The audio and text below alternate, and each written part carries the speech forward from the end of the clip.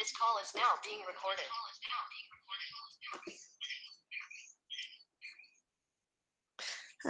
baik. Assalamualaikum dan selamat sejahtera pada semua pelajar kelas 5, 4 Amethyst, 4 Crystal dan juga 4 Pearl.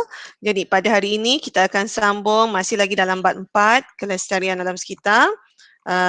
Iaitu hari ini unit 4.4 dan unit 4.2, 4.5. Okey, unit 4.4 kita akan mempelajari sektor pertanian dan perhutanan, dan unit 4.5 kita akan mempelajari tentang sektor pengangkutan. So macam mana kita nak aplikasikan teknologi hijau dalam kedua-dua sektor ini dan juga apakah isu sosio-saintifik pada kedua-dua sektor. Okey, baik. So dah bersedia dengan buku teks muka surat 62.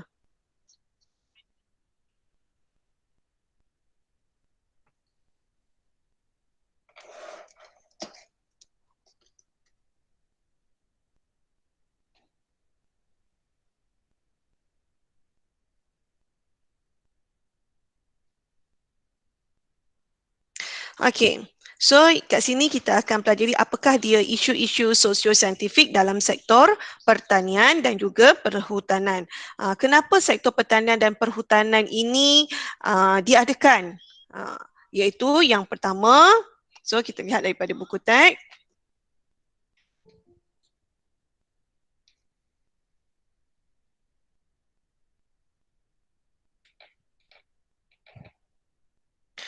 Iaitu berlakunya peningkatan sekejap ya. Berlakunya peningkatan kepadatan penduduk serta perubahan taraf hidup. Jadi berlakunya permintaan yang tinggi terhadap kawasan penempatan baharu, bekalan makanan yang mencukupi serta hubungan laluan pengangkutan yang baik. Jadi kat sini kenapa sektor pertanian dan perhutanan itu berlaku? Iaitu yang pertama, bila penduduk semakin bertambah. Kemudian taraf hidup pun meningkat. Jadi permintaan terhadap makanan akan meningkat. Permintaan terhadap penempatan kawasan pertempatan juga akan meningkat, dan juga bila penduduk pun semakin ramai, laluan pengangkutan juga amat dititik beratkan.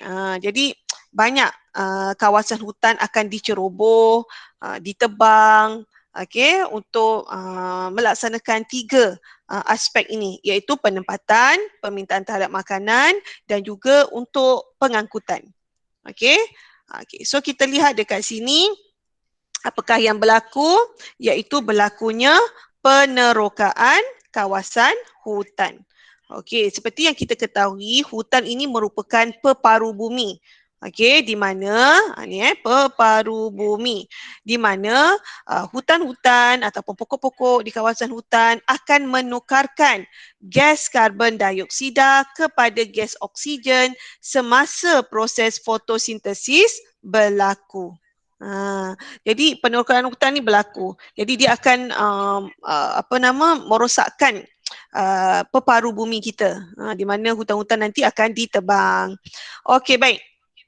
Selepas berlakunya penerokaan hutan, akan berlakunya pembakaran terbuka.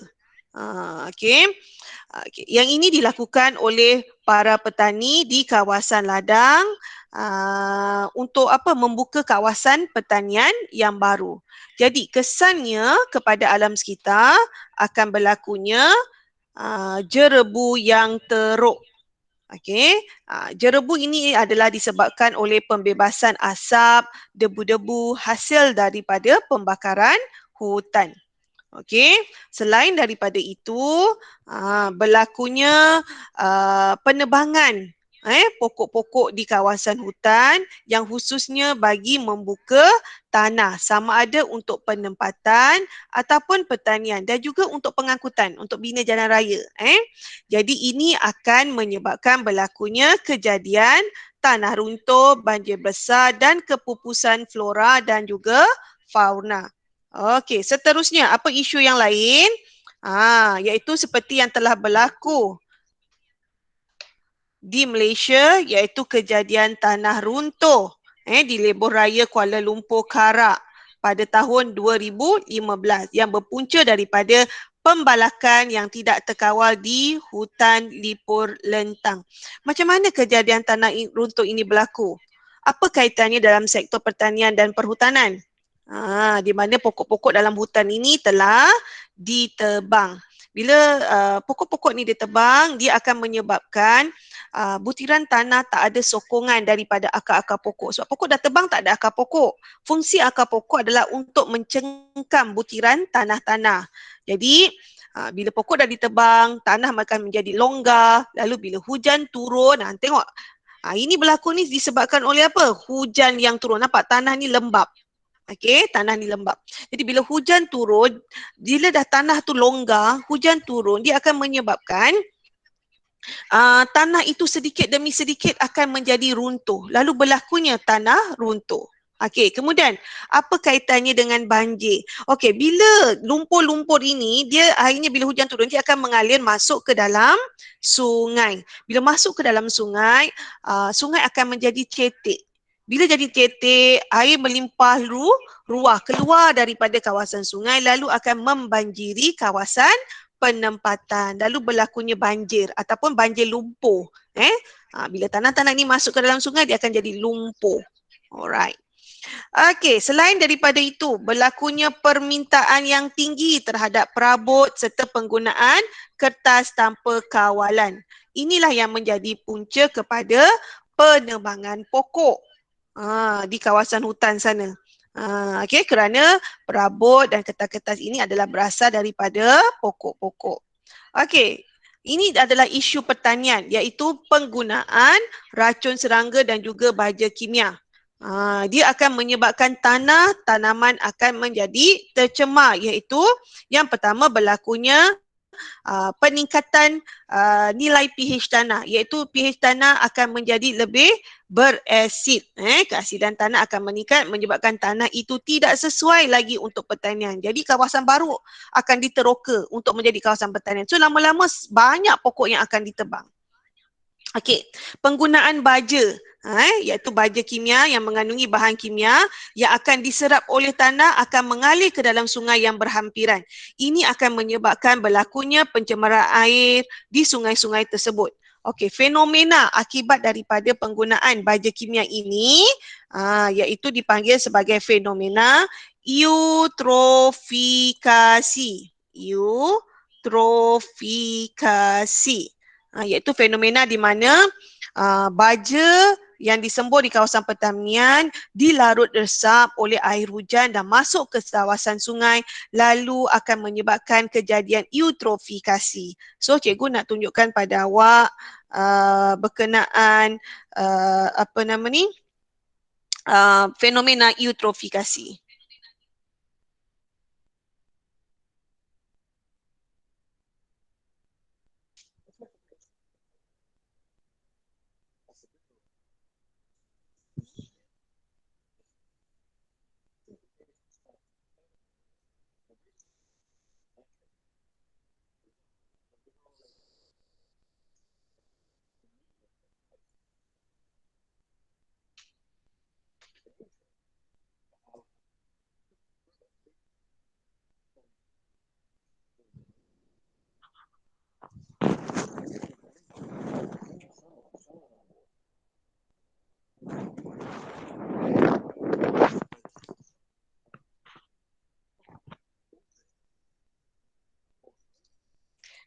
Cikgu nak tanya pelajar, adakah awak dengar dia punya sound dia? Tak. Okey, tak dengar sound Okey, baik. So, cikgu akan terangkanlah. Okey. So, proses eutrofikasi ini berlaku, sekejap Okey, eutrofikasi ini berlaku di kawasan sungai di mana penggunaan baja yang mengandungi nitrat dan juga fosfat masuk ke dalam sungai lalu meningkatkan kandungan nutrien dalam air sungai. Bila nutrien ini meningkat, maka berlakunya peningkatan pertumbuhan fitoplankton dan juga alga pada permukaan air. Nampak? Ini bila dah ada, cikgu sulukan Okey, bila dah ada pertumbuhan alga, kalau awak lihat dekat atas air tu dan nampak warna hijau-hijau kan? Ada berlakunya pertumbuhan alga. Alga ini akan menyebabkan cahaya matahari tidak dapat sampai ke dasar sungai tersebut. Lalu menjadikan tumbuhan akuatik ini mati. Nampak cahaya matahari tak sampai masuk ke dasar kolam. Lalu tumbuhan akuatik akan mati. Okey, bila tumbuhan akuatik mati, jadi apa nama ni? Hidupan akuatik yang lain yang makan tumbuh-tumbuhan ni pun akan mati. Lalu berlakunya proses pereputan. Bila pereputan ini telah berlaku, sekejap jadi pelajar, cikgu rasa kita lihat pada yang ini je lah. Sekejap ya.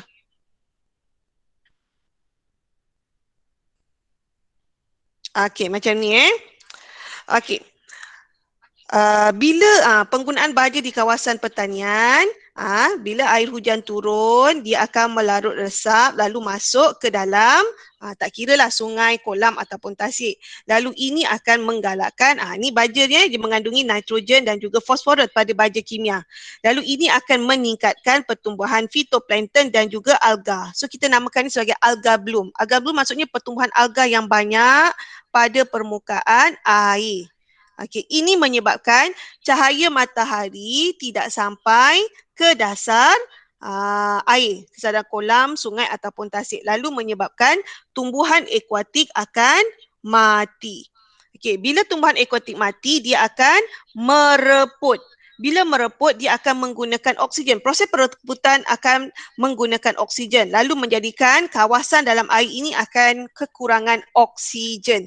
Bila dia kurang oksigen, bermakna tumbuhan akuatik tak boleh melakukan respirasi. Lalu tumbuhan akuatik juga akan mati akibat kekurangan oksigen dan juga makanan.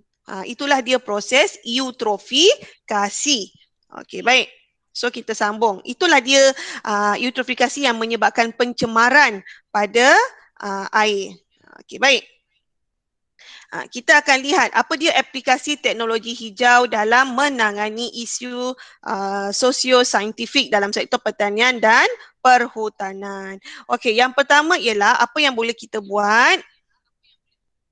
Kita merawat dan proses kembali sisa-sisa pertanian untuk dijadikan baja kompos. Itu yang pertama. Jadi kita tak akan membazir. So benda ni akan dikitar semula, diguna semula sumber-sumber ni. Okey, yang kedua ialah untuk mengelakkan. Tadi kan kita dah tebang banyak pokok, paru bumi pun dah rosak, okey. Jadi kita buat aktiviti penanaman semula pokok-pokok yang telah ditebang. So ini kita nak mengekalkan dalam masa yang sama kita juga dapat mengekalkan spesies yang sedia ada.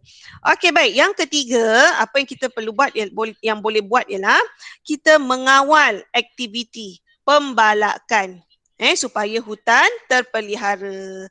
Maksudnya kat sini kita tetapkan jadual pada masa bila pokok boleh ditebang, pada umur berapa ketika pokok telah matang baru ditebang. Okey, kemudian pada masa bila kita perlu buat aktiviti penanaman semula pokok-pokok. So ini yang kita boleh lakukan. Selain daripada itu, kita juga boleh mewartakan banyak lagi kawasan hutan simpan supaya ekosistem di hutan kekal dan juga seimbang. Maksud mewartakan, maksudnya dekat sini hutan tersebut ada undang-undang dan diletakkan di bawah kawalan satu akta di mana kawasan tersebut dilarang untuk kita tebang pokok-pokoknya, di mana kita nak memastikan pemeliharaan flora dan fauna di kawasan hutan yang diwartakan itu selamat. Itu maksud wartakan. Okey, maksudnya kawasan itu tak boleh tebang pokok langsung. Kita tak boleh memburu, kita tak boleh tebang pokok, tak boleh petik pokok. Dia ada undang-undang di mana kita boleh dikenakan hukuman. Alright. Okey, baik. So kita cuba tengok praktis formatif ni kalau awak boleh jawab. Okey, nombor 1. Macam mana agaknya kejadian tanah runtuh dan banjir lumpur boleh berlaku? Siapa yang ada idea kat sini? Tadi pun cikgu dah terangkan. Macam mana kejadian tanah runtuh dan banjir lumpur ni berlaku?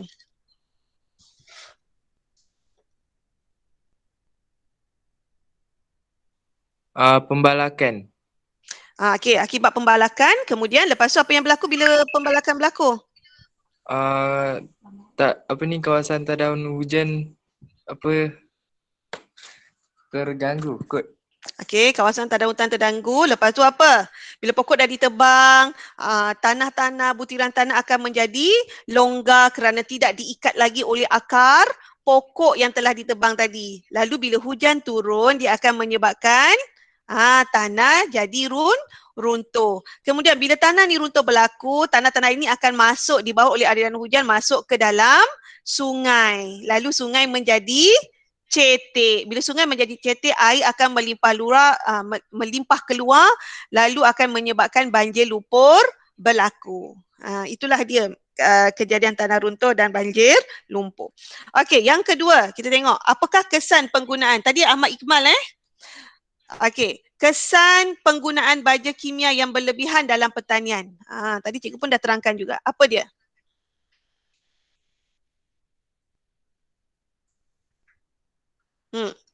Kesan penggunaan baja kimia. Nilai pH tanah makin bertambah.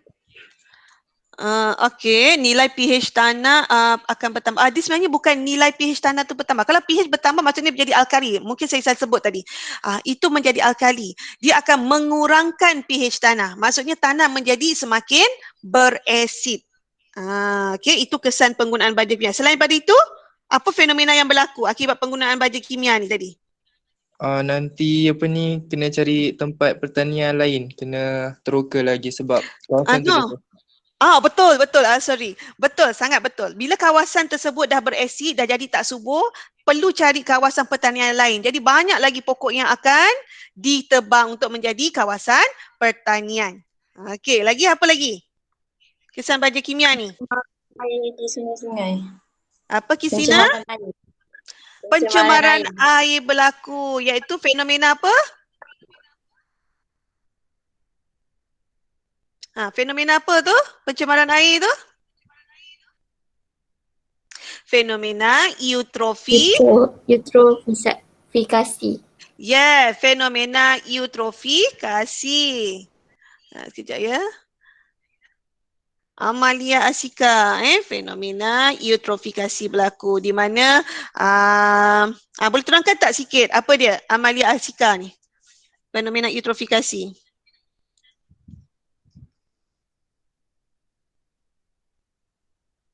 Amalia, macam mana fenomena eutrofikasi? Okey, baja ni yang mengandungi ion nitrat dan juga fosfat akan masuk ke dalam sungai lalu menyebabkan pertumbuhan alga yang banyak.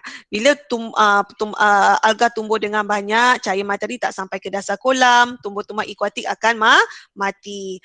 Tumbuhan-tumbuhan akuatik merupakan pengeluar. Jadi pengguna primer, pengguna sekunder pun akan mati kerana tak ada makanan. Kemudian bila tak ada makan mati, dia akan mereput. Mereput dia akan menggunakan oksigen, lalu akan menyebabkan kandungan oksigen dalam air juga akan berkurang dan ini menjadikan hidupan akuatik yang lain akan mati kerana kekurangan oksigen. Itu fenomena eutrofikasi.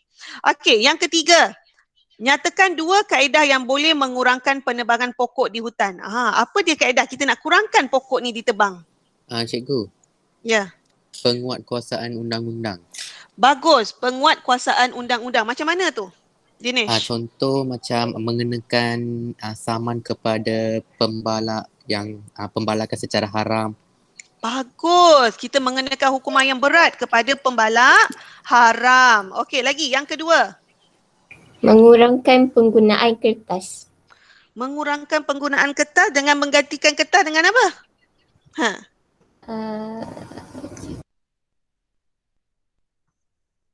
Kertas kita semula. Okey, kita guna kertas kita semula. Sangat bagus. Guna kertas semula ataupun kita gunakan teknologi moden lah. Tanpa kertas. Contohnya kita ada hospital yang mengurangkan penggunaan kertas di mana dia akan semua gunakan sistem komputer. So kurangkanlah penggunaan kertas, betul tak? Macam sekarang ni yang kita belajar pun kita banyak gunakan online. Kita nak kurangkan penggunaan kertas. Okey, bagus. Lagi? Apa lagi yang boleh kita buat? Pelajar lain tak ada idea? Si Amethyst ni, Crystal, ada idea macam mana kita nak kurangkan penebangan pokok? Kempen. Kita nak buat kempen apa? Kempen kesedaran. Kempen kesedaran macam mana, Adriana?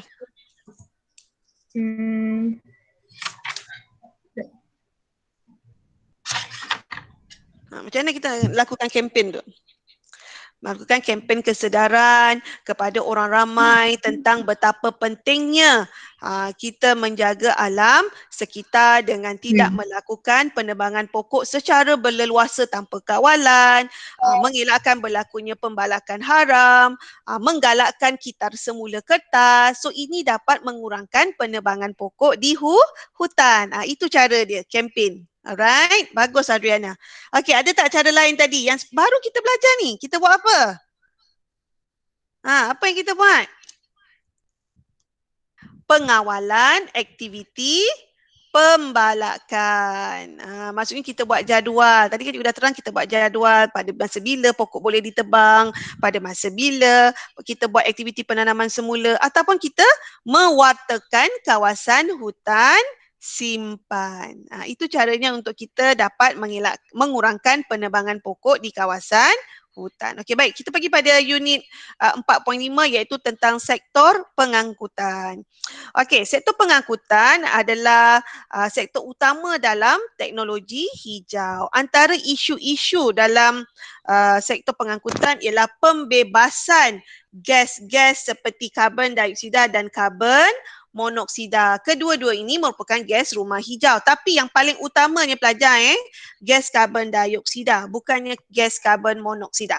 Gas rumah hijau yang utama adalah ini. Kalau soalan tanya apakah dia gas rumah hijau? Karbon dioksida dan bukannya karbon monoksida. Faham So jangan terkeliru kat situ. So yang ini akan menyebabkan berlakunya perubahan iklim yang mendadak. Okey, apakah kesan pembebasan gas karbon monoksida yang banyak ni ke atmosfera? Siapa tahu? Dia menyebabkan apa? Pencemaran. Pencemaran udara kan? Okey, apa fenomena yang berlaku akibat pembebasan gas karbon dioksida yang banyak ni? Fenomena apa?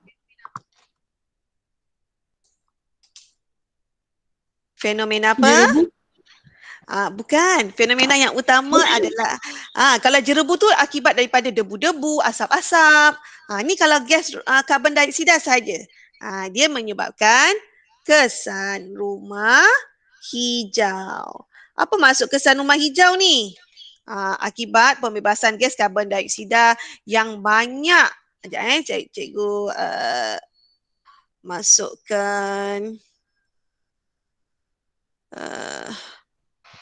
Okay, kita cari greenhouse effect.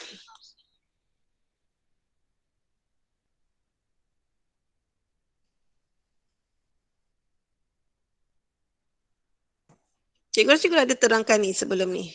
Okey, ini dia. Greenhouse effect. Nampak pelajar? Okey.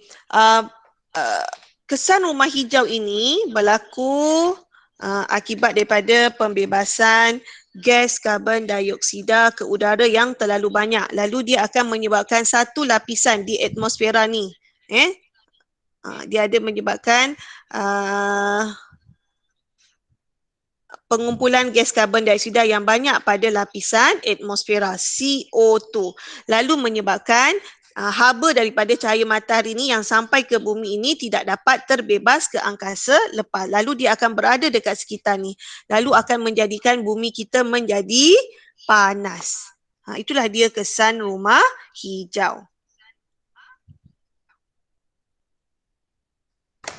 Okey, baik, kita sambung. Okey, kedua-dua, sekejap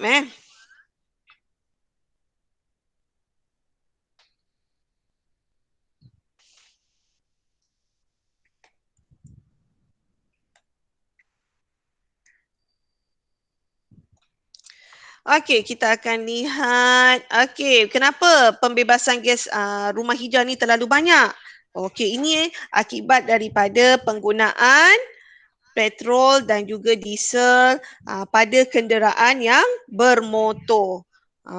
Petrol dan diesel ini berasal daripada petroleum, iaitu bahan yang dihasilkan berjuta-juta tahun dahulu daripada perebutan haiwan dan tumbuh-tumbuhan yang telah mati di dasar lautan.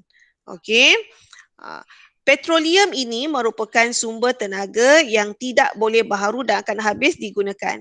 Dia akan habis juga sebab untuk pembentukan petroleum dia ambil masa berjuta-juta tahun. Okey, jadi untuk kita dapatkan sumber petroleum yang baru, kita kena tunggu juta-juta tahun lagi baru kita akan dapat. Bermakna kalau kita guna sekarang ini dengan terlalu banyaknya, peratusan penggunaannya terlalu tinggi, dia akan menyebabkan petroleum satu masa nanti dia akan habis digunakan. Alright.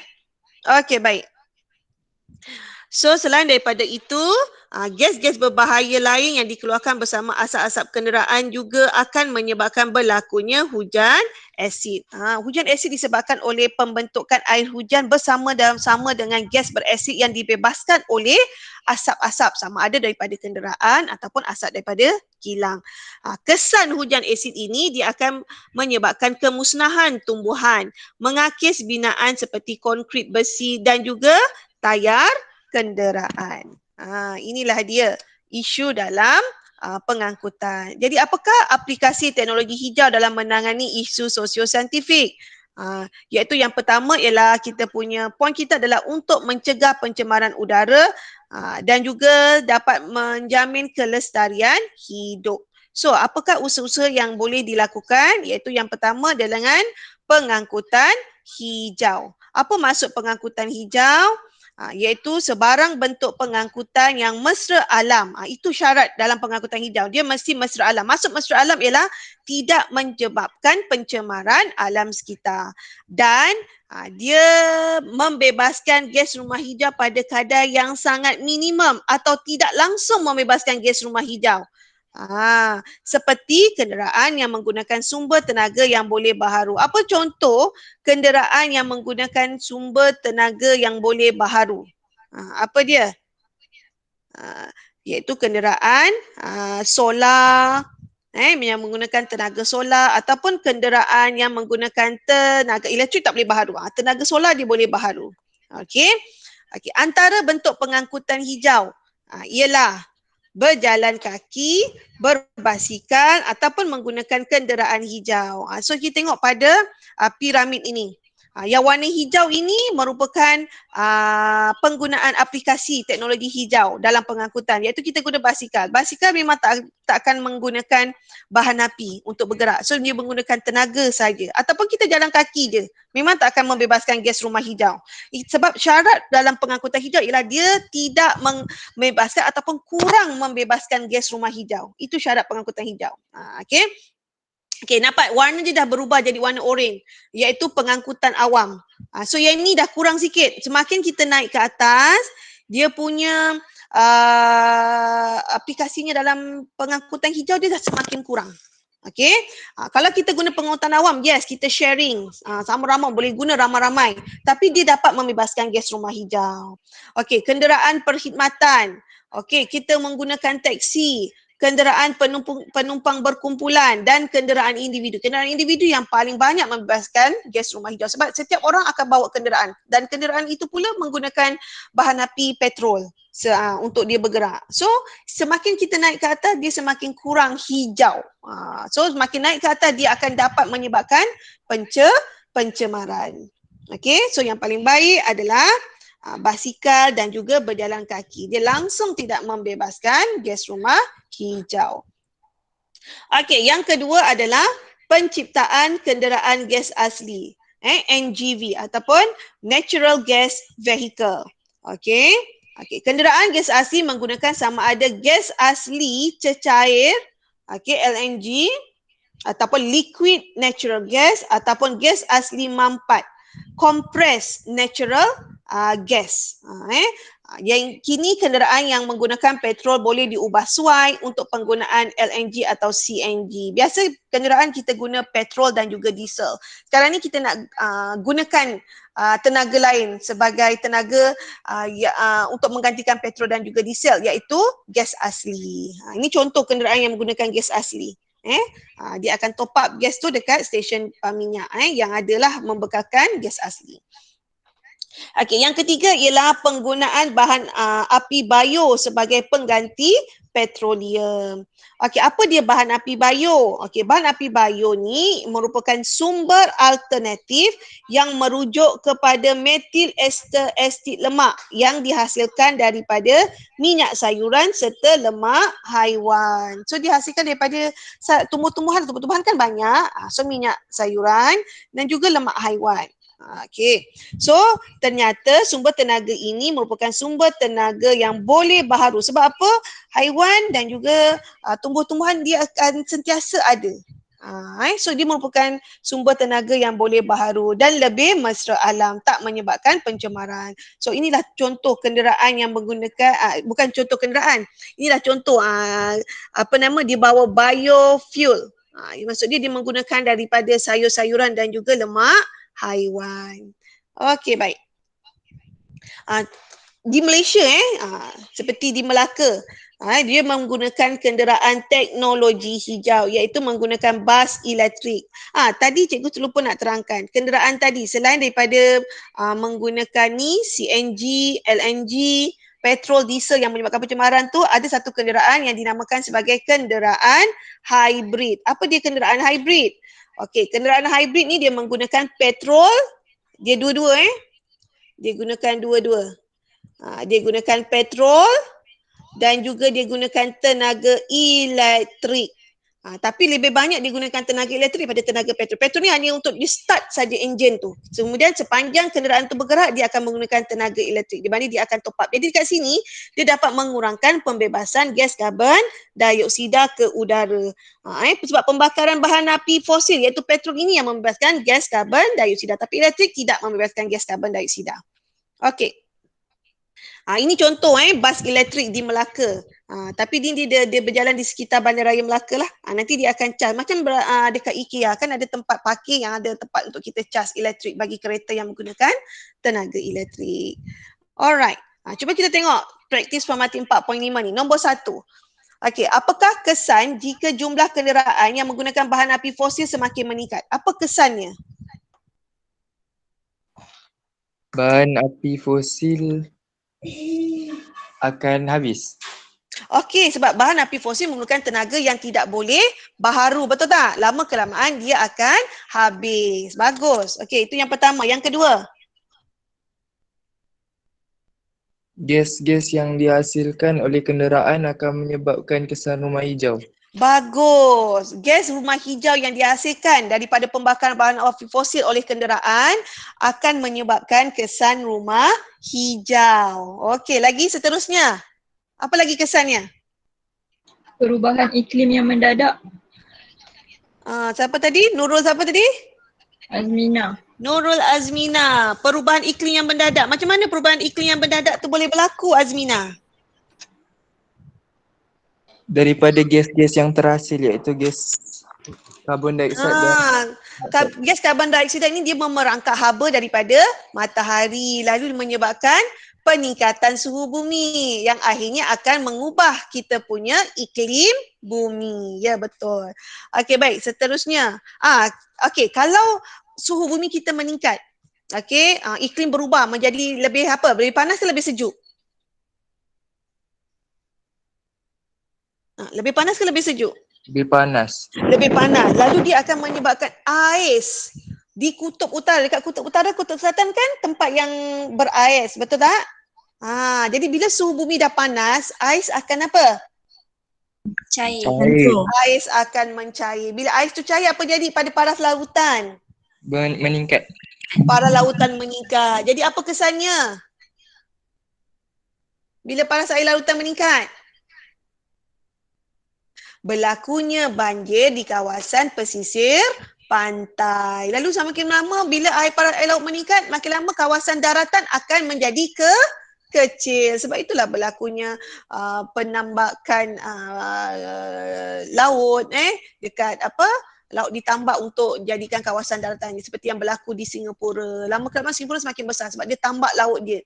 Dia tambak laut dia timpakan dengan tanah-tanah. So dia boleh bina bangunan dekat atas tu. Okey, baik. Kita pergi pada soalan yang kedua. Apa dia bahan api bio? Sumber alternatif yang dihasilkan daripada minyak sayuran dan lemak haiwan. Bagus. Bahan api oil merupakan sumber alternatif. Kita tengok pada kita punya buku teks. Sumber alternatif yang merujuk kepada apa? Methyl ester acid, lemak yang dihasilkan daripada minyak sayuran dan lemak haiwan. Okey, baik pelajar. So sekarang ni cikgu nak awak buka buku SPS muka surat 34. Okey, muka surat 34 iaitu isu sosio-saintifik dalam sektor pertanian dan perhutanan. Okey, berdasarkan gambar yang diberi, tuliskan isu sosio-saintifik yang dihadapi dalam sektor pertanian dan perhutanan. Kemudian tandakan tik pada teknologi hijau untuk menyelesaikan masalah tersebut. Okey, yang pertama soalan A, apa dia isunya? Tengok gambar tu, apa isunya dalam sektor pertanian dan perhutanan? Berlakunya apa ni? Penerokaan hutan. Okey, penerokaan hutan untuk dijadikan apa? Untuk dijadikan kawasan Pertanian. yes. Penerokaan hutan untuk dijadikan kawasan pertanian. Okey, baik. Untuk B pula apa? Penggunaan apa ni? Penggunaan racun serangga dan baja kimia. Okey, apa dia Christina Zafira? Penggunaan racun serangga dan baja kimia. Bagus, Christina Zafira.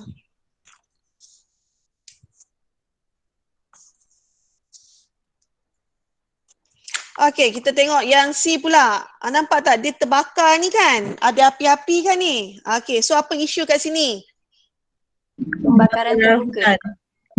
Okey, apa dia Adriana? Pembakaran Hutan. hutan. Bagus. Dan D ni adalah sebenarnya tak ada gambar kat sini. So kita boleh buat isunya adalah pembalakan ataupun penebangan pokok di kawasan hutan. Okey, baik. So cara untuk mengatasinya dengan menggunakan teknologi hijau. So apa cara mengatasinya? Penggunaan baja kompos. Penggunaan baja kompos. Maksudnya sisa-sisa tadi dijadikan baja kompos. So kita semula untuk jadikan dia baja. Okey, seterusnya apa? Tenaga bio dari sisa pertanian dan najis haiwan. Oh, tenaga bio dari sisa pertanian dan najis haiwan. Yang ini dijadikan sebagai tenaga baharu yang boleh menggantikan penggunaan bahan api fosil. Bagus. Lagi? Hentikan pembalakan. Boleh tak kalau kita nak hentikan pembalakan langsung tak ada pembalakan? Boleh tak? Nanti kita tak ada. Tak boleh. Nanti kita tak ada apa? Tak ada sumber perabot, kita tak ada sumber kertas, kita tak boleh hentikan. Tapi kita kawal aktiviti pembalakan. So ini salah, D salah. Okey, lagi? Penanaman semula. Penanaman semula pokok-pokok. Bagus. Lagi? Kawalan biologi. Kawalan biologi. Untuk apa? Untuk mengelakkan daripada penggunaan racun serangga ataupun racun perosak. Macam ni kita bela owl kan? Owl merupakan pemangsa. Tikus ni adalah mangsa dan tikus ini akan merosakkan tanaman. Jadi kita bela burung hantu untuk daripada kita gunakan racun tikus. Ada lagi tak yang lain? Okey, tak ada. Okey, kita teruskan dengan 4.5 sektor pengangkutan. Okey, baca petikan tentang isu sosio-saintifik yang diberi, kemudian tuliskan teknologi hijau yang boleh digunakan untuk menangani isu sosio-saintifik yang dihadapi dalam sektor pengangkutan ini, iaitu pembebasan gas rumah hijau seperti karbon dioksida yang menyebabkan pemanasan global dan perubahan iklim. So dia membebaskan gas rumah hijau iaitu gas karbon dioksida. Jadi penyelesaiannya, okay, kita tengok pada gambar. Kita menggunakan teknologi hijau iaitu apa? Kita tengok pada piramid. Tadi kita dah buat kan? Sekejap. Berbasikal. Oh, tak ada kat sini pula. Sekejap Okey, penggunaan basikal. Sebab basikal tak membebaskan gas rumah hijau. Lagi apa? Yang kedua, gambar yang kedua.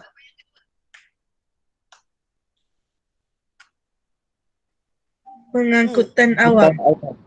Pengangkutan awam ataupun pengangkutan yang menggunakan elektrik. Okey, dia tidak membebaskan gas rumah hijau. Okey, lagi apa? Berjalan kaki. Berjalan kaki. Berjalan kaki. Okey, baik. Yang keempat. Dia ada gunakan apa nama? Petrol dan dia juga ada menggunakan bateri yang menggunakan kuasa elektrik. Ini apa? Kereta apa ni? Hybrid. Ya, betul. Kereta hybrid. Kereta hybrid dia menggunakan gabungan petrol dan juga tenaga elektrik. Okey, yang kelima ni pula. Nampak tak kat sini dia ada panel solar. Jadi inilah juga contoh teknologi pengangkutan teknologi hijau iaitu Kereta solar. Ya, betul. Kereta solar. Okey. Dan yang keenam, menggunakan 2 atau lebih jenis kuasa.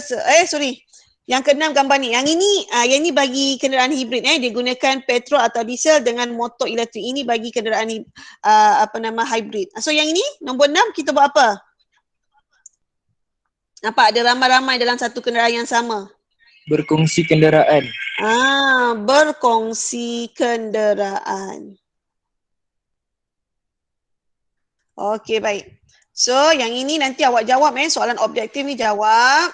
Okey, kita nak pergi pada soalan bahagian B untuk kertas 2. Inilah contoh-contoh soalannya. So, Raja menunjukkan sebuah kereta hibrid. Okey. Mengapakah kereta hibrid dikatakan satu ciptaan teknologi hijau? Kenapa dikatakan dia merupakan teknologi hijau? Kereta hibrid membebaskan gas rumah hijau. Kereta hibrid membebaskan? Kalau dia membebaskan gas rumah hijau, dia bukan teknologi hijau. Gas rumah hijau menyebabkan pencemaran, menyebabkan kesan rumah hijau, pemanasan global, perubahan iklim. Tapi sekarang ni kereta hibrid ni adalah Kurang membebaskan. Kurang apa? Cuba bagi ayat yang lengkap. Kereta hibrid kurang membebaskan gas rumah hijau. Bagus. Sebab itulah kereta hibrid dikatakan suatu ciptaan gas rumah hijau, iaitu kereta hibrid kurang membebaskan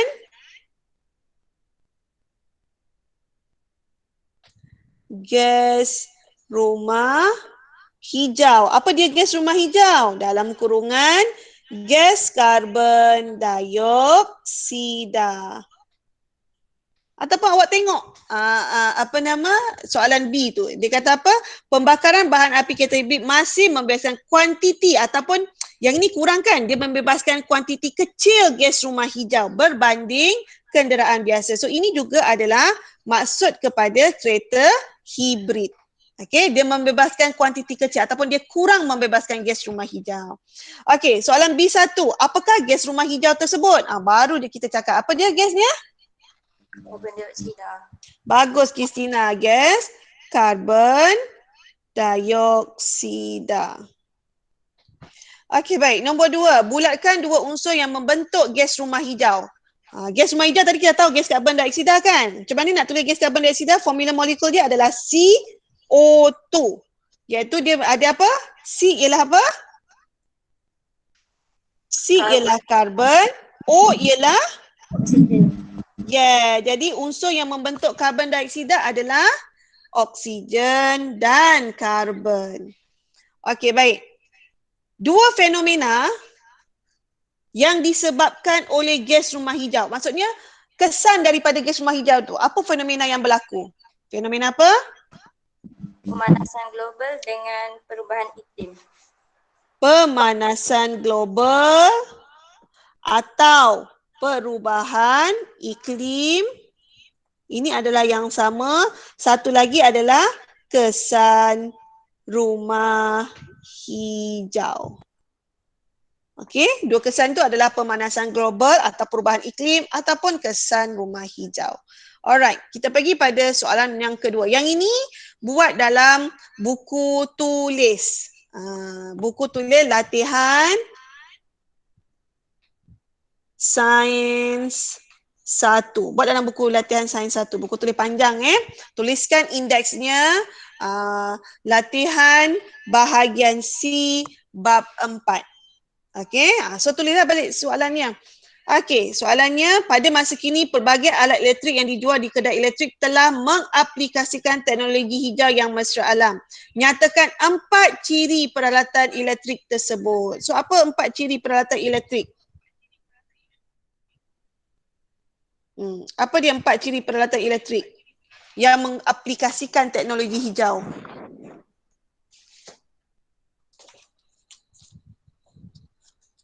Ada pelajar nak jawab? Okey, yang pertama ialah menjimatkan tenaga.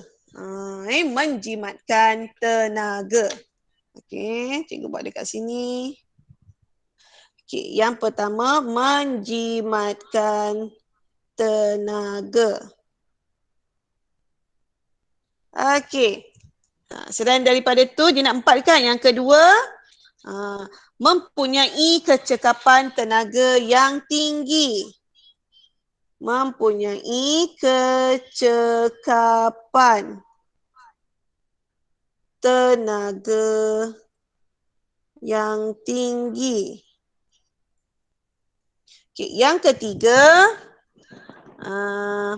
mengurangkan jejak karbon. Mengurangkan jejak karbon, iaitu alat elektrik juga akan membebaskan gas karbon dioksida. Hari itu kita dah belajar cara mengira jejak karbon ataupun cara mengira jumlah gas karbon dioksida yang dibebaskan oleh peralatan elektrik kan, kita dah buat.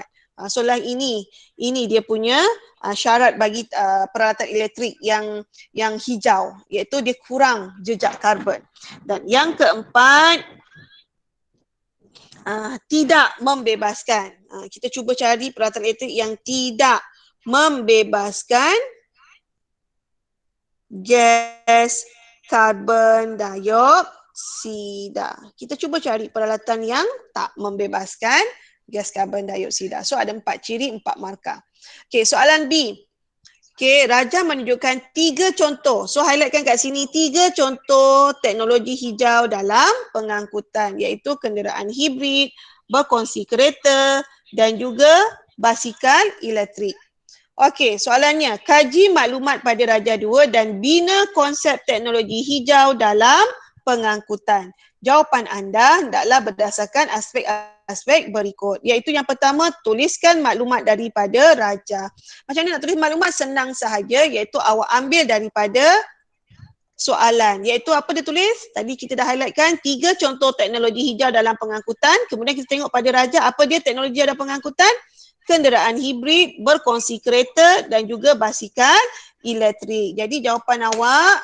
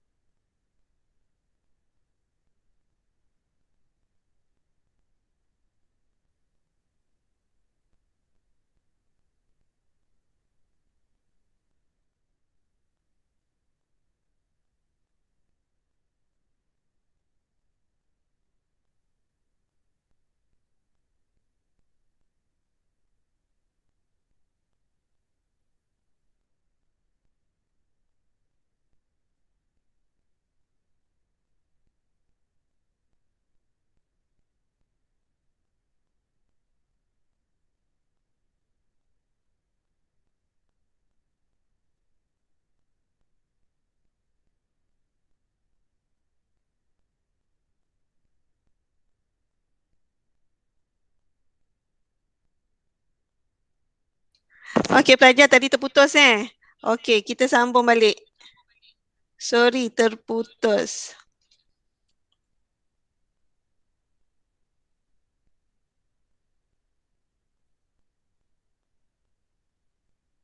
Okey, kita sambung macam mana nak menjawab soalan konsep. Okey? Okey, baik. So, yang pertama ialah macam mana kita nak tuliskan maklumat daripada Rajah. Okey, nak tuliskan maklumat daripada Rajah ni kita ambil daripada soalan. Ambil, highlightkan. Rajah 2 menunjukkan 3 contoh teknologi hijau dalam pengangkutan. Okey, you ambil ayat itu. Kemudian apa lagi maklumat daripada Rajah? Awak nampak contoh teknologi hijau dalam pengangkutan adalah kenderaan hibrid, berkongsi kereta dengan basikal elektrik. Jadi macam mana nak tuliskan maklumat daripada Rajah 2? So awak ambil ayat daripada soalan tadi sahaja, iaitu 3 contoh teknologi maklumat dalam pengangkutan ialah kenderaan hibrid, berkongsi kereta dan basikal elektrik. Okey, soalan yang kedua. Okey, kenal pasti 2 ciri sepunya. 2 ciri sepunya maksudnya ciri-ciri bagi teknologi hijau dalam pengangkutan. Apa ciri-ciri teknologi hijau dalam pengangkutan? Okey, cepat belajar. Apa dia ciri-ciri teknologi hijau dalam pengangkutan? Maksudnya dia mesti apa?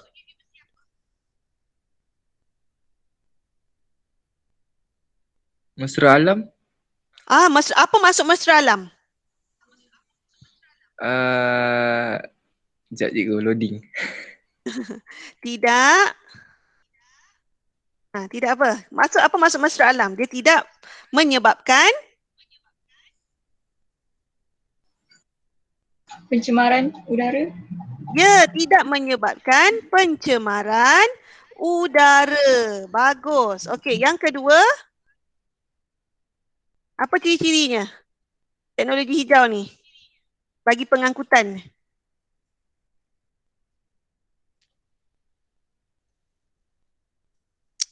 Dia mengurangkan pembebasan. Pembebasan apa belajar? Gas rumah hijau. Bagus, mengurangkan pembebasan gas rumah hijau. Ataupun awak juga boleh buat mengurangkan pembebasan gas karbon dioksida pun boleh juga. So saya buat slash dekat sini. Gas karbon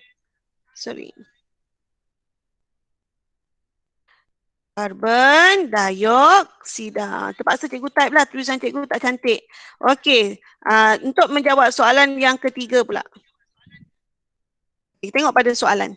Okey, berikan satu contoh lain teknologi hijau dalam pengangkutan. Dia nak contoh lain teknologi hijau dalam pengangkutan selain daripada kenderaan hibrid, berkongsi kereta dengan basikal elektrik. Apa lagi contoh?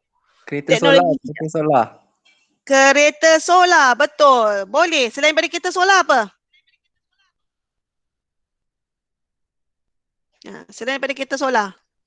Kalau berjalan kaki, cikgu? Betul, boleh. Okey, kereta solar lagi atau berjalan kaki. Ada lagi tak contoh lain? Rasa tak ada semua dah disebutkan. Okey, untuk jawab pula soalan yang keempat. Kita tengok soalan dia. Berikan satu bukan contoh bagi teknologi hijau dalam pengangkutan. Apa contoh bukan teknologi hijau? Contohnya macam ni lah. Yang ni kan, kita dah tengok kat sini. Kenderaan individu boleh, kenderaan penumpang boleh. Tapi itu masih lagi dalam teknologi hijau tapi dia kurang. Jadi sekarang dia nak yang bukan contoh teknologi hijau dalam pengangkutan. Apa dia? Kenderaan yang menggunakan petrol atau diesel sebagai bahan api. Betul, sangat tepat. Okey, kenderaan yang menggunakan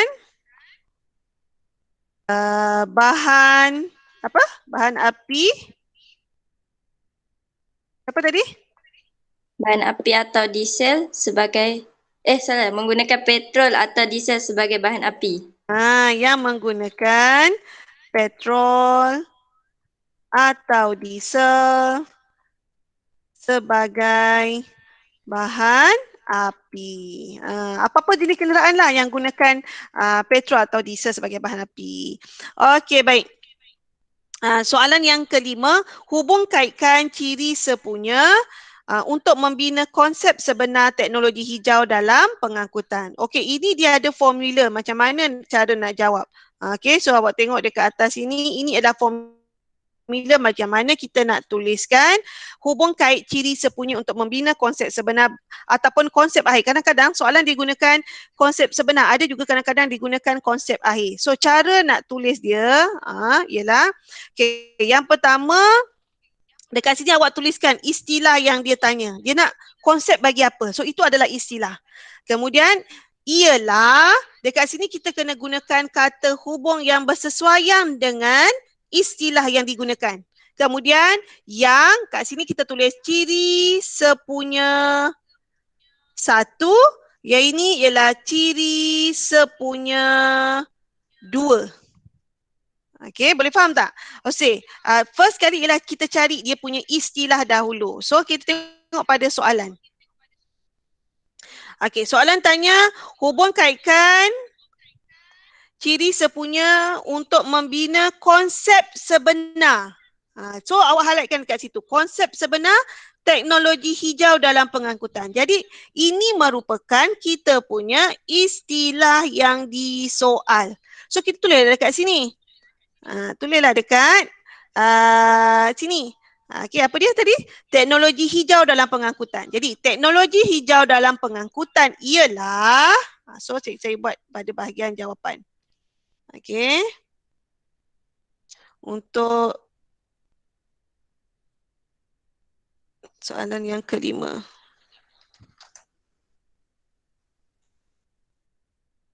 Tak boleh pula nak tulis kat sini. Sekejap ya pelajar.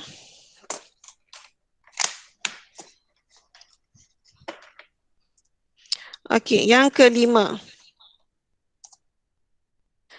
Okey, teknologi hijau dalam pengangkutan ialah, lepas tu kita tulis apa?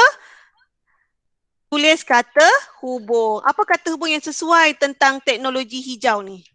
Apa kata hubung yang sesuai dengan teknologi hijau dalam pengangkutan? Dia merupakan apa? Dia ialah apa? Dia ialah apa pelajar? Teknologi.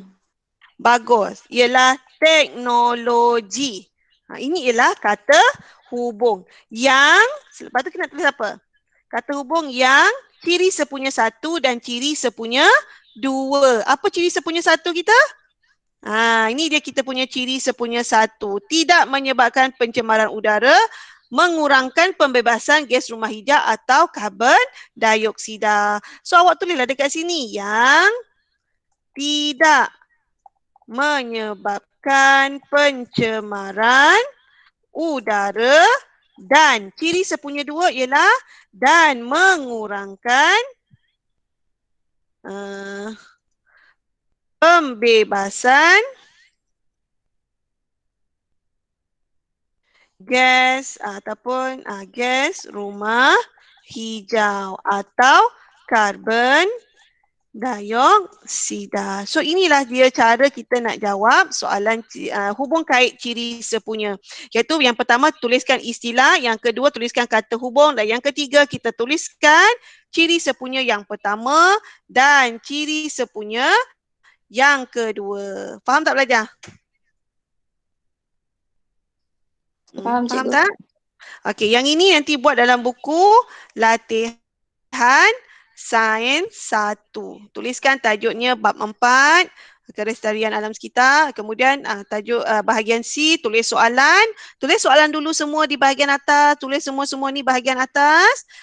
Kemudian bahagian bawahnya baru buat jawapan. Okey?